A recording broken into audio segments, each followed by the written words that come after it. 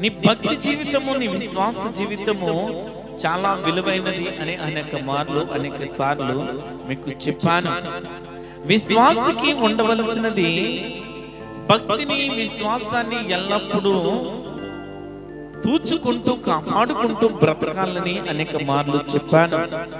మనము ఏ విధంగా బ్రతికిన దేవుడు క్షమించేస్తాడు, మనం ఏ విధంగా బ్రతికిన దేవుడు మనల్ని ఏమి చెయ్యడు, క్షమిస్తాడని భ్రమలో బ్రతికేస్తూ నేటి క్రైస్తవులందరూ దేవుణ్ణి నిర్లక్ష్యపరుస్తున్నారు.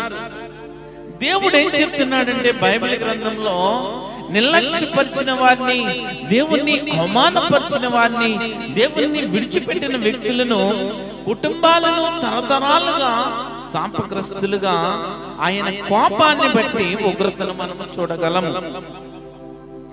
దేవుని సన్నిధానంలో బ్రతుకుతూ నీ హృదయాన్ని దేవునికి దగ్గరగా బ్రతకకుండా, నీ హృదయాన్ని దేవునికి ఇవ్వకుండా, నీ హృదయాన్ని దేవుని సన్నిధానంలో నీవు విజ్ఞాపన చేస్తే, నీవు ప్రార్థన చేస్తే అనేక మంది విడుదల పొందుకోవాలా, అనేక మంది స్వస్థత పొందుకోవాలా, అనేక మంది దేవుని వైపు నడిపించబడాలా. దేవుడు నీకు అనేకమైన ప్రత్యేకతలు ఇచ్చాడు, ప్రత్యక్షతలు ఇచ్చాడు. కానీ నీ జీవితము మార్చుకోవట్లేదు.